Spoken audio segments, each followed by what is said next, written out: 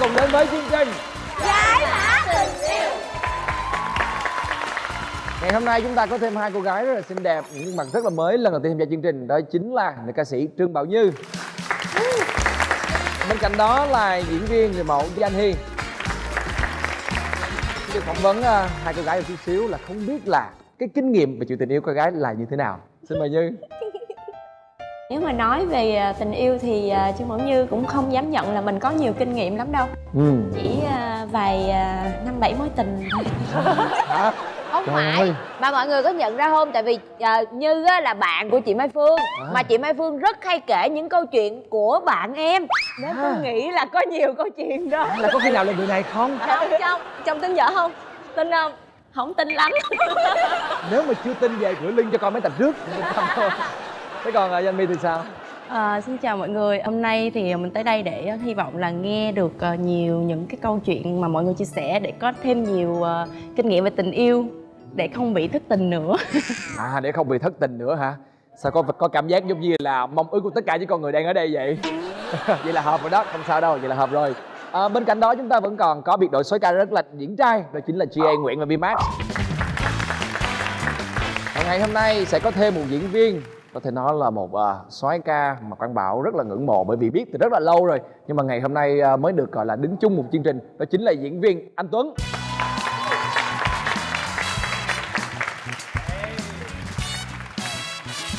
Khỏe không? Chào anh. Em tay em lại dâm. Lời đầu tiên thì mình xin được gửi tới toàn thể các bạn khán giả cũng như là tất cả các bạn ở trong trường quay lời chào trân trọng nhất. Không biết là ngày hôm nay cảm giác của Tuấn thế nào khi mà vừa bước vào đây thôi đã gặp được 9 cô gái rất là xinh đẹp ở đây? Cảm thấy hơi ngợp. Chắc là tại vì lâu rồi không gặp nhiều người đẹp như này. Nhìn đẹp vậy thôi chứ mà bên trong ghê lắm. Ok. Đừng tin lời tao, đừng tin lời tao. Anh nói rằng là nhìn đẹp vậy thôi nhưng mà khó lắm, khó tính lắm. Em nói vậy đó, ý em là vậy đó. Nói gì đó mà mọi người đừng lo lắng. Thôi cố gắng lên ha. Ok, mời Tuấn về chỗ ạ. Rồi. Ê, ngày hôm nay một cái chủ đề mà Bảo nghĩ là các chị em rất là thích. Chị ơi, anh yêu em. Đang lái Phi công lái bài với anh. Ủa là có kinh nghiệm máy bay vậy á. Dạ có chứ, em chuyên á. Ủa chuyên cơ. Nhưng mà em lái chuyên cơ ATR hay là Air Force quá? Cất cánh được là bay hết á. Rồi. Nói chung là ngày hôm nay có vẻ là ai cũng dường như là có một chút gì đó hoặc là có một xíu kinh nghiệm liên quan tới cái vấn đề này ha. Thôi thì hãy cùng đến với câu chuyện đầu tiên của ngày hôm nay.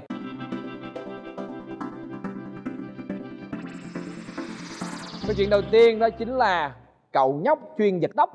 Dạ, của Gia Linh ạ. Em 21 tuổi. Người ta định nghĩa là Phi Công là nhỏ hơn 5 tuổi là em yêu bạn trai mới 16 tuổi. Chà. Nhỏ hơn có 2 tuổi thôi. Mà lúc em quen là lúc em bao nhiêu tuổi? Là lúc em 19 tuổi. Là cậu nhóc đó yêu sớm nhưng mà cực kỳ, nói chung là nhìn cái con người thì không thể nào đoán được là cậu đó nhỏ hơn em, là cậu đó 17 tuổi đâu, không nghĩ là học sinh 12 đâu. Là coi như là nhìn là tưởng nhìn là sinh năm 96 mà 36 tuổi giống GA đúng không? Đúng chính xác luôn. Chính xác luôn anh. Cậu đó mới học 12 nhưng mà rất cao to và nhìn rất là kiểu giống như là vũ khí đá. Không có. Giống như là già chút tuổi chút xíu, trưởng thành chút tuổi. Thì cậu đó mới kiểu giống như là thì cũng có chơi chung, ví dụ đi học về hay là lên lớp cũng vậy, hay giật tóc của em. Chỉ có ví dụ như rờ hay xoa đầu thì em thích, nhưng mà em á, em rất là ghét ai giật tóc em, nên là em rất là ghét cái bạn đó. Em nói là mày mà giật tóc nữa tao mét mày nha. Con trai mà thô lỗ quá, nói con nít gì mà hỗn này kia vậy đó. Thì cái xong đó, một lần đó thì bạn đó mới nói là tôi thích bà lắm tôi mới giật tóc đó nha. Em hơi sượng, em hơi quê, em nói là đồ điên. Cái xong em đi trước, nhưng thật ra em lúc đó em bị cảm giác chung mà khi ai đó nói thích mình á, mình hơi ngại mà quỷ à, cái kiểu vậy. Nhưng mà mình không có biểu lộ ra, mình suy nghĩ trong tóc là Ủa, em suy nghĩ theo kiểu của con chim. Cái ghế đó nó quan trọng lắm đó. Anh nói cái ghế đó có gì vậy đó? em suy nghĩ trong tóc là chết rồi không được, nó thích mình hay là nó chọc mình đây, nó quê nó kiểu nó muốn làm quê mình. Cái xong từ đó em dạng như em giãn ra, em không có kiểu tiếp xúc nữa, mà em thể hiện rõ là em không thích. Em kêu là đừng có giật tóc như vậy, không thích nghe chưa. Mà mỗi lần em nói chuyện căng nên mặt em căng lắm. Chốt lại là Không quen. em đúng rồi, em không thích em. Vậy thật ra là thường là nếu mà các bạn nam mà muốn thích một các bạn nữ thì dù ở độ tuổi nào thì cũng là thường hay làm những cái trò gì đó mà gây chú ý. Các bạn nam ở đây hồi xưa có không? Mình chỉ biết đi chơi điện tử, đôi lúc là quậy phá một chút, chứ còn nói đến tình yêu thời học trò thì Tuấn... Sao anh? Sao? Đó, thôi về được rồi mọi người, đừng đào sâu nữa là mọi Cảm người. ơn. Mấy cái người mà học trò chưa biết yêu lớn lên sau này sát gái dữ lắm. Một tay sát gái nổi tiếng. Ủa vậy là mấy tuổi bạn mới bắt đầu sát gái, bạn nói luôn đi. Cái này mình cũng không biết nữa. Nhưng mà nói chung là hồi nhỏ thì cũng có tham gia một số hoạt động ở trường. Cũng đi hát rồi cũng đi diễn kịch cho trường mà cũng được giải. Và thi thoảng thì cũng có những bức thư được gửi tới. Nhưng mà thực sự thì lúc đấy mình không nghĩ nhiều đến cái chuyện tình cảm. Mà lúc đấy mình nói chung còn nhỏ mà, cho nên là không biết đấy là cái gì nữa. Cho nên là có nguyên bạn thư ký ở trong lớp để trả lời tất cả những cái bức thư đó. Và sau này thì mình nghĩ là sao hồi đấy ngu thế. Có những chị rất là xinh mà tại sao lại Nhưng mà cho hỏi là cái bạn thư ký đó có thích Tuấn không? Thường thư ký neo vậy dễ thích lắm à. Thật đó. Không biết luôn. Cũng không biết đó, để lát em sẽ gọi điện hỏi xem là mày có thích tao không. Trời ơi. Rồi đó là câu chuyện đầu tiên. Thì coi câu chuyện thứ hai nó như thế nào nhé.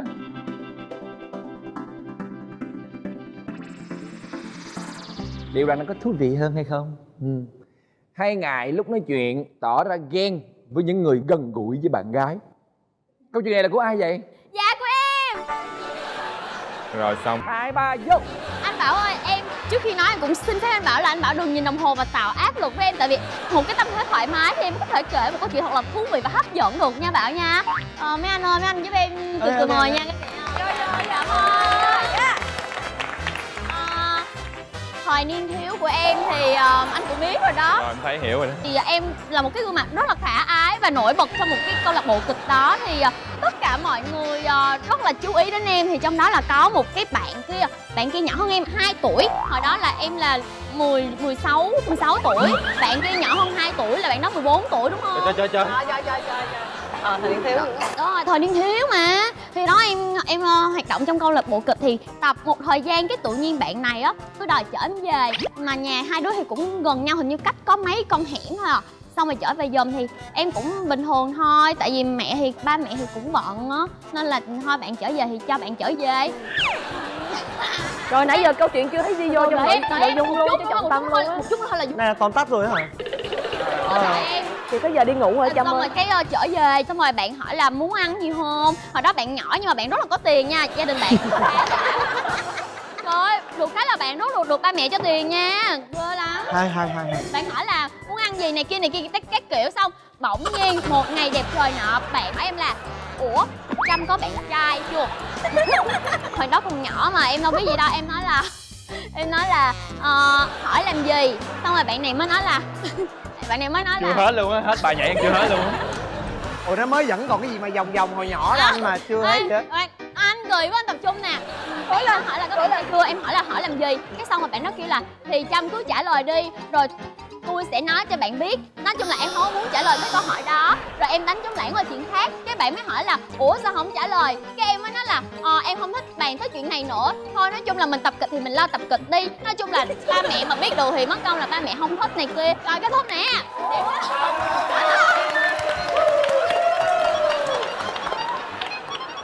Nãy giờ mới vào nhạc thôi hả? Kết thúc là em nói thẳng với bạn này luôn. Tại vì em á là em rất là có lý trí. Em nói là em không thích ai là em sẽ nói thẳng luôn để bạn nó khỏi phải lăn tăn và buồn bã về em. Xong rồi từ từ cái em tạo khoảng cách riêng, không về chung, rồi ít nói chuyện, rồi ít giận hớt này kia. Xong rồi đó ít nói chuyện này kia. Xong rồi trời khen tiếng luôn má ơi. Xong rồi cái xong vậy đó anh Bảo hết rồi Bảo ơi. Rồi em cảm thấy là kiểu em bị áp lực. Câu chuyện này nó rất là ngây thơ. Khoan nhưng mà rõ ràng người ta nói chuyện với em, ta đâu có ngại nói chuyện với em đâu. Nó có ngại không? Nó ngại, nãy giờ có ngại không? Chưa thấy ngại. Không ngại. Không, nó ngại nè. Đúng rồi, nó ngại Em rồi, nói là nó ngại em rồi. tại vì em tạo khoảng cách, tại vì lúc mà em nói là em không thích rồi á, xong rồi hai đứa không có về chung nữa, xong em không nói chuyện với nó nữa, xong rồi nó ngại, nó đâu có nói chuyện với em nữa đâu. Rồi nó có ghen với những người gần gũi với em đâu. Nó có ghen đâu.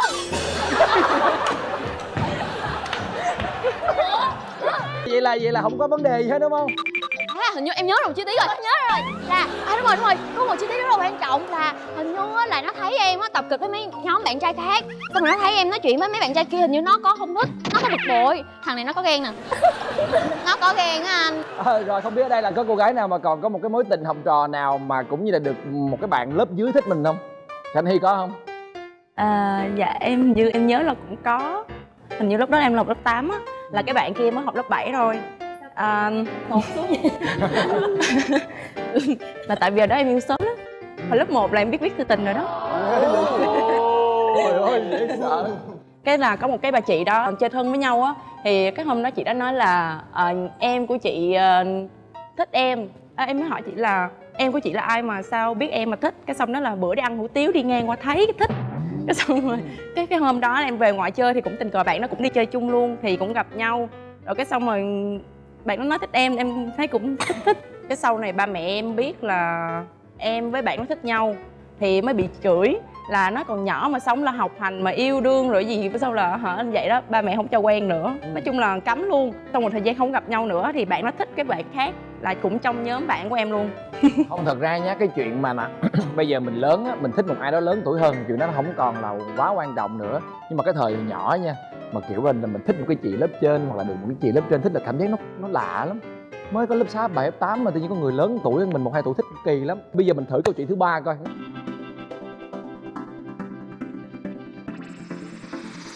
Giấu đầu lòi đuôi vẫn không chịu nhận là em. Giấu tuổi trước giấu tuổi mới đi gặp quen nhau nè. Ai đây? Cái này là có quen thiệt luôn chứ không phải là chuyện tình học trò nữa. Là mới đầu kêu là lớn tuổi hơn thiệt, cái mặt cũng già, nhưng mà sau đó có số điện thoại nhắn tin qua lại là đang trong giai đoạn tìm hiểu, cái tự nhiên đột nhiên Trinh cũng hỏi cắt cớ thôi, tại vì Trinh thấy số điện thoại số đuôi là 88. Cái Trinh mới nói đại em sinh năm 88 mà em lừa chị phải không? Nói đại vậy thôi, tại vì đâu phải ai số đuôi 88 cũng sinh năm 88 đâu. Cái xong cái mới nói này, anh không thích làm em của em đâu nhá, không có chuyện đấy đâu nhá. Cái cúp máy. Sau cái bắt đầu lòi ra Bị giận mình. lại dính nữa rồi.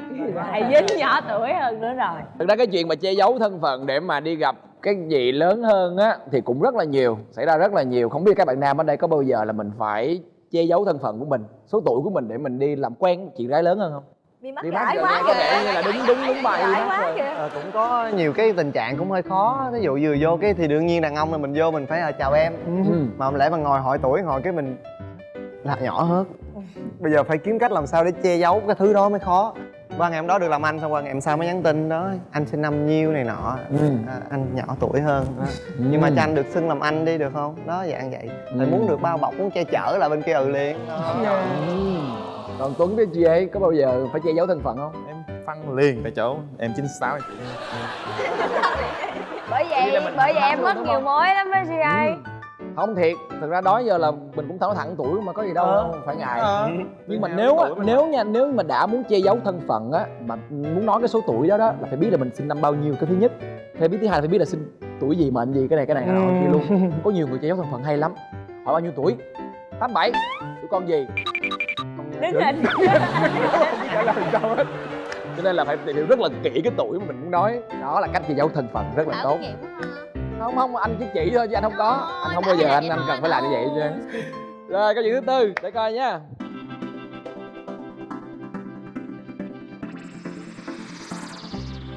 Ban đầu thấy hứng thú, nhưng khi nghe kể chuyện tình trường thì các cậu em đều rút lui. Xin chào mọi người, đây là câu chuyện của Misa. Trong khoảng 2 năm gần đây là các bạn nhỏ hơn, mà nhỏ hơn tới 5-6 tuổi lận. Là nhỏ hơn nhiều, là ban đầu gặp đi chơi chung một nhóm với nhau hết. Rồi cũng ủa Misa, xong rồi với mình thì cậu tớ, bạn bè này nọ kia các thứ. Xong mình thấy mình cũng thấy cái mùi nghi nghi đây. Misa nói thẳng luôn, bây giờ em sinh năm nhiêu? Chị chắc chắn là lớn hơn em rồi đó. Chị 91, em sinh năm 9 mấy? 96 đúng không? Chị đoán đúng không? Y chóc ra Vậy đúng không? Không phải em. Ai biết 96? Mà đoán đại thôi, xong mà ra là đúng 95, 96 hết. Cái xong là từ lúc đó mình cảm thấy là các bạn nó hình như là có một cái niềm phấn khích hơn hay sao á.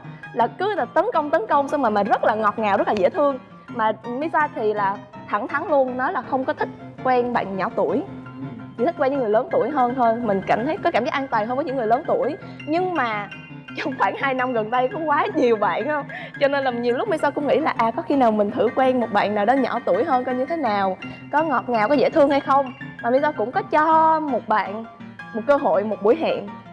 Xong rồi sau đó hẹn hò xong thì ngồi kể chuyện, là chị quen gì này đó, mối tình A, mối tình B, mối tình C, giống như những câu chuyện mà Misa kể trong chương trình của mình vậy nè. Nghe xong là bạn ngồi đúng kiểu là ngồi đơ luôn. Bình thường đã xưng tên, em không ngờ là chị Misa dữ dội vậy luôn đó. Có về kéo làm sao mấy đứa?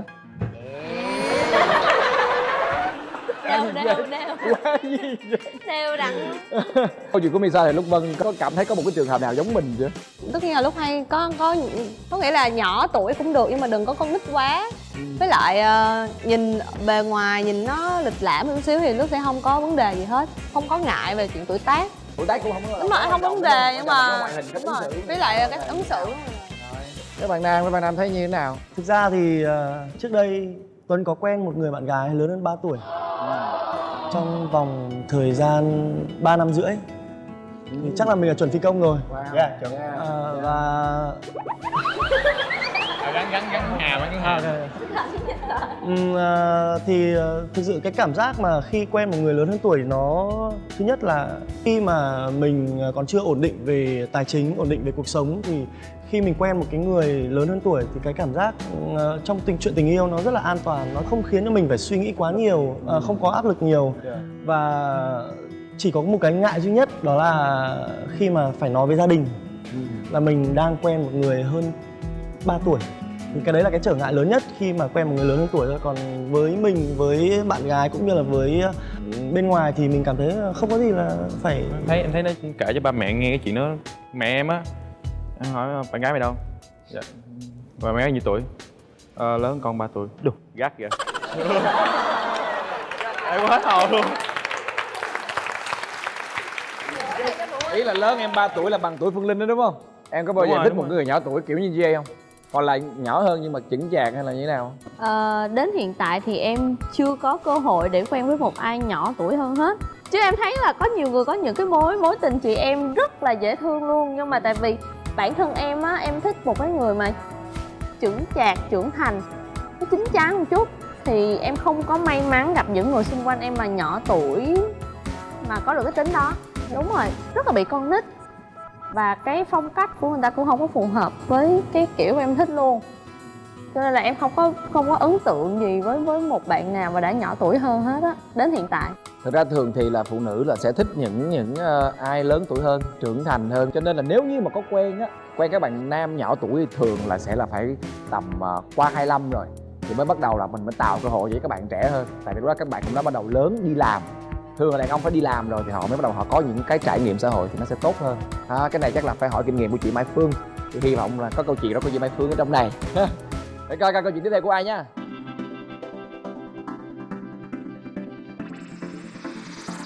Chị, em, thái tử, công chúa, tôi, mấy người, cuối cùng mới là anh em. Đây là cái quá trình tên gọi nhau. Em, Bắt đầu là chị em, thái tử, công chúa, tôi, mấy người, cuối cùng mới là anh em của ai? Rồi được Út thấy rồi đó. Bạn này cũng nhỏ hơn Phương về năm sinh là 2 tuổi.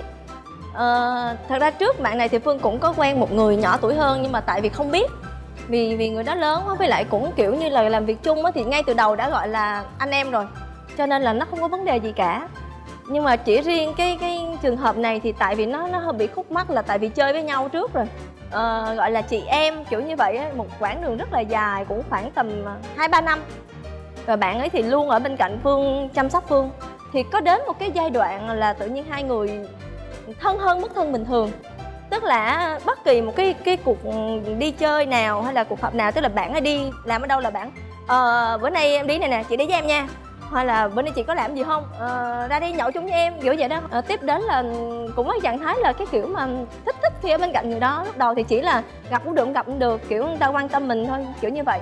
Rồi có đến một cái giai đoạn là Phương có chuyện thì Phương cũng không gọi cho bạn đó. Thì tự nhiên khi bạn có chuyện là tại sao chị không gọi cho em, đó cái gì mai mốt bất kỳ một cái chuyện gì chị phải nói với em đầu tiên để em giải quyết, kiểu như vậy á.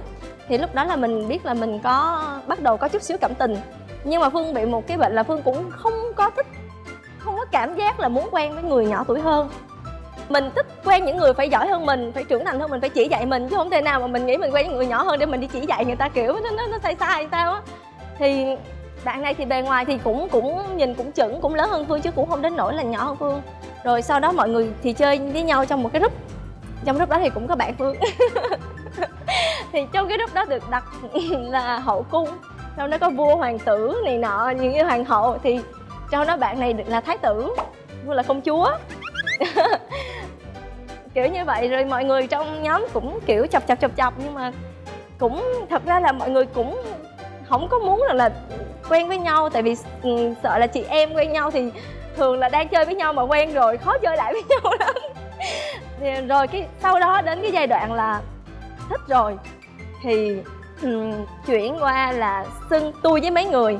Thì cái câu chuyện đó là như vậy nè, là cái một buổi tối nọ bạn này nhậu xỉn rồi, cũng hơi xỉn say say rồi nói chuyện linh tinh kiểu như vậy á. Rượu. Nói chuyện qua điện thoại, nhưng mà nói chuyện kiểu là thấy ý nó là nhức đầu, hỏi ủa nhức đầu chuyện gì, xong rồi kể ra là cảm thấy sợ bị áp lực, quen kiểu nếu mà thích nếu là không đi được đến đâu kiểu như vậy. Cái mình cũng nghĩ nếu mà cảm thấy vậy thôi trở lại từ đầu đi, chị em đi cho nó khỏe. Cái cúp máy, không nói chuyện nữa. Cái bạn này nhắn tin qua cũng không trả lời, gọi điện cũng không nghe máy. Cái bạn chạy xe qua trước cửa nhà Phương, bạn kêu xuống nói chuyện, là hơi xỉn rồi. Cái ngồi trên xe nói gì giờ thích tôi không? Tôi à? Ghê vậy, đổi thái độ liền luôn á hả? Xong rồi cái gì vậy trời, giờ trả lời đi, có thích không? Ừ, thích. Rồi sao? Rồi nói đến đó là hiểu rồi. Thì sau đó thì trong nhóm với nhau mà tự nhiên từ chị em chuyển qua thấy nói chuyện qua anh em, nó không biết chuyển bằng cách nào. Mà chẳng hạn lỡ mà có làm việc chung với mọi người á, chẳng hạn là gặp Như hay là mọi người cái nói ủa anh lấy giùm em cái này đi, cái mọi người đi nghe ủa anh hả, ủa sao anh, em chứ sao anh. Dễ thương. Thôi nhưng mà thật ra là cuối cùng thì cái lý do gì mà các bạn nam thường thích là các bạn nữ lớn tuổi? Có một cái điểm mẫu số chung nào đó của các bạn nữ lớn tuổi hấp dẫn các bạn nam trẻ không? Biết tự nhiên cái độ tuổi nó có cái gì đó nó hấp dẫn lắm, nhìn nó kiểu có hụt cục hít trong người hay sao á, muốn lại gần. Anh Tấn chia sẻ đi anh Tấn. Thì Xem có kinh nghiệm. theo mình thì mình nghĩ là cũng có một cái lý do như lúc nãy vừa nói là có một cái cảm giác an toàn là cái thứ nhất. Cái thứ hai là có lẽ là bi điên. Dạ. Dạ, thứ nhất á, như Tuấn đã nói á, là mình có cảm giác an toàn.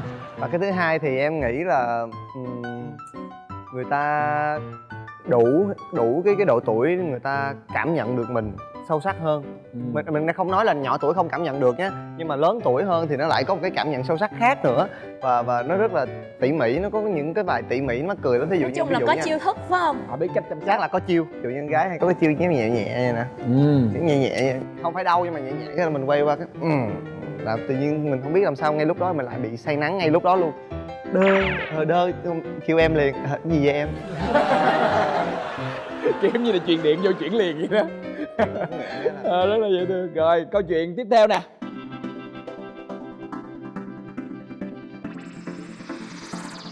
Chậu nhóc nước ngoài trúng xét ái tình của chị gái người Việt. Có yếu tố nước ngoài vô hấp dẫn lên liền nè. Xin mời Như. Thật ra thì câu chuyện của Như thì cũng lâu rồi. Trong lúc đó là Như đi biểu diễn hát cho một cái event. Thì cái người bạn trai đó là người Mỹ. Thì hát xong thì có một cái bàn cho ca sĩ mời xuống để dự tiệc ở đó. Thì mình khá là chú ý bạn đó, tại vì thấy bạn đó đi rồi tiếp khách rồi giao lưu các bạn khác rất là thân thiện. Mà mình cũng để ý là có những bạn khác thì là người Việt không. Bạn đó đến nói chuyện thì mình nghĩ là trong bàn chắc là họ người Việt nói tiếng Anh với lại bạn đó. Thì xong rồi bạn đó cũng qua cái bàn của mình để mà nói chuyện, thì mình nói tiếng Anh, thì ai ngờ bạn đó trả lời lại bằng tiếng Việt. Thì mới biết ra bạn đó nói tiếng Việt rất là tốt. Không phải em đâu. Xong rồi khi mà nói chuyện ra thì biết thì nhỏ hơn mình 3 tuổi. Nhỏ hơn mình thì mình nói kêu nhóc. Ban đầu là xưng tên, cái sau này á là bạn đó nói là lần đầu tiên thấy mình hát á là đã để ý rồi, thấy mình xinh như một công chúa. Thì hai người xưng với nhau là một người kêu công chúa, người kêu là nhóc. Và mình rất là thích một chỗ là mỗi lần đi ăn với nhau, đi ra nè, cô con chỉ thích uống trà đá thôi, cho con trà đá. Kiểu vậy, nói chung tất cả vậy. Hoặc là đi ăn thì bảo ơi hôm nay mình ông ăn chả thì bà ăn nem nhé. Kiểu nói tất cả các câu là về thành ngữ Việt Nam là nói hết, và có một cái có một cái quyển để mà ghi tất cả thành ngữ. Cái hỏi thế là bây giờ công chúa có thành ngữ nào hay dạy cho nhóc đi để nhóc ghi vào. Nói có câu này hay nè, người đẹp gì phân, lúa tốt gì lụa. Thế mà không biết cũng ghi vào. mình dạy đẻo, mình dạy cho thế cũng ghi vào. Đại khái là cũng rất là vui. Thì sau đó tỏ tình nó thích, bạn nó thích mình 3 năm lận. 3 năm thì trong 3 năm đó thực lại không quen ai, mình không quen ai hết. Mà mình tại vì mình có thích một người mà mình kiểu không quen được thì mình cứ lưu luyến mãi, cái hai đứa cứ tâm sự nhau về cái câu chuyện như thế. Cho đến một cái thời gian là bạn đó có mời tới nhà chơi một lần, thì mình tới mình thấy bạn đó là một người rất là nghiêm túc. Một cái lịch học ghi sáng 5 giờ dậy làm cái gì, có nghĩa có một cái thời khóa biểu học như vậy. Thì mình nhận xét thêm được về cái con người này là bạn đó rất là có một cái hoạch định về tương lai, đến Việt Nam làm những cái việc gì. Và sau khi kết thúc Việt Nam ghi ra luôn trên bảng mình thấy sẽ về, sẽ học tiếp ở Harvard, sẽ làm những cái gì. Đó là một cái người rất là có hoài bão. Thì xong một cái lần mình đi diễn ở Canada về thì bạn đó ra sân bay rất là bất ngờ, có ôm mình một cái, tự nhiên mình cảm thấy mình ấm áp vô cùng. Tự nhiên có một cái cảm xúc thì thấy là có lẽ mình cho bạn đó một cơ hội. Cái quen nhưng mà thực ra quen thì quen được khoảng có 3 tháng thôi là tụi mình chia tay, bởi vì bạn đó có nói là nó sẽ về Mỹ và bạn đó muốn mình đi về Mỹ cùng. Bạn đó nói sẽ học thêm ở bên Mỹ thêm 5 năm nữa. Và lúc đó mình cảm thấy không thể, tại vì thật sự 5 năm mình lớn hơn tuổi. Thứ hai mà mình chưa bao giờ nghĩ là rời Việt Nam để đi. Tất nhiên khi mình quen một mối tình mình sẽ muốn cái mối tình nó đi đến một cái kết thúc đẹp, nhưng mà cái thời gian của hai đứa mới có mấy tháng chưa để mình có một cái quyết định nó rất là táo bạo như vậy. Rồi không biết mình qua Mỹ mình làm gì, công việc ở đây mình có, còn qua bển mình bỏ gia đình mình qua bển mình làm gì, mình đâu có biết làm gì đâu. Rồi trong khi đó mình sẽ bị chênh lệch về kiến thức với cái người đó, cho nên là quyết định là ngưng. Rồi lúc đó mình cũng ác lắm, tại vì mình không biết, cái lúc đó mình thật sự không biết. Cái hôm mình quyết định chia tay, nó nói là hôm đó bạn đó phải về Mỹ gấp, mà mình không biết, nên mình đến mình gặp và mình cũng muốn bạn đó về Mỹ. Mình kết thúc luôn để thằng đó có một cái suy nghĩ thoải mái hơn để nó làm những cái việc khác. Nhưng mà khi mình chia tay xong thì nó khóc quá trời khóc luôn. Lần đầu tiên mình làm một người con trai khóc trước mặt mình như thế. Nhưng mà lúc đó mình cũng hối hận, bởi vì lúc đó bạn đó về gặp vì ba bạn đó bị bệnh. Thì mình rất là nặng, nghĩ là không qua khỏi. Sau khi mình nói rồi mình mới biết cái chuyện đó thì mình cảm thấy mình rất là áy náy vô cùng. Nhưng mà cũng sự việc nó cũng đã rồi. Nhưng mà thật ra khi bạn nghe câu chuyện đó, bạn nghĩ đây là một cái câu chuyện rất là nghiêm túc, và bản thân hai người cũng đã cố gắng để mà cho mối tình đó, chỉ là bởi vì là không có hợp thời điểm với nhau, và bởi vì là có những cái về hoài bão nó cũng khác nhau, cho nên lúc đó nó không có phù hợp thôi. Nhưng mà dẫu sao đi nữa thì mình vẫn phải nói những cái lời chúc tốt đẹp với người ta, bởi vì dù gì thì đó cũng là một người cho mình kỷ niệm đẹp trong quá khứ, đúng không ạ? Các bạn nam coi như ngày hôm nay là những người mà có thể nói ra là không có lo lắng như cái chuyện mà quen người lớn tuổi, bởi vì mình cảm thấy mình tìm cái sự an toàn trong những người con gái lớn tuổi. Thực ra là nam có rất là nhiều cái nỗi sợ, kiểu như là nếu mình cảm thấy là mình quen người ta lớn quá, mà thậm chí là người ta thành công nữa, thì tự nhiên cái thế giới người ta khác lắm. Mình cũng cảm thấy đôi khi là mình không biết là mình có thể nói chuyện được với những người bạn của họ hay không. Tại mình nói chuyện được với họ, nhưng mà còn với những người bạn của họ, những mối quan hệ của họ thì tự cảm thấy là đàn ông mà mình luôn luôn muốn là người che chở, nhưng mà mình lại không có thể nào mà mình làm được cái chuyện đó, tại vì tuổi đẹp mình chưa cho phép. Nhưng mà nói thì nói như vậy, chứ còn Bảo nghĩ là yêu thì cứ yêu thôi. Quan trọng là chúng ta cảm thấy rằng là cái người đó cho chúng ta cảm giác giống như bị điện giật vậy đó, chúng ta cứ thử thôi. Tại vì nếu không thử thì sau này lại hối tiếc. Ngày hôm nay rất là cảm ơn các cô gái của chúng ta, cảm ơn anh Tuấn cũng như là hai chàng trai đã mang đến đây rất là nhiều cái màn tranh luận. Và các Bảo hy vọng rằng là các bạn dù là có tìm hiểu ai đi chăng nữa thì cũng hãy tìm hiểu một cách chân thành và nghiêm túc, và hy vọng rằng tình yêu đẹp sẽ đến với tất cả các bạn khán giả của Giải Mã Tình Yêu. Cảm ơn các bạn rất nhiều, và chúng ta sẽ gặp lại nhau vào lúc 22h30 Chủ nhật tuần sau trên kênh HTV7. Các bạn cũng thể xem lại chương trình thông qua kênh MCV Media trên YouTube của chúng tôi, cũng như cổng thông tin Love TV. Cảm ơn các bạn, chúc các bạn một đêm ngon giấc. Xin chào và hẹn gặp lại.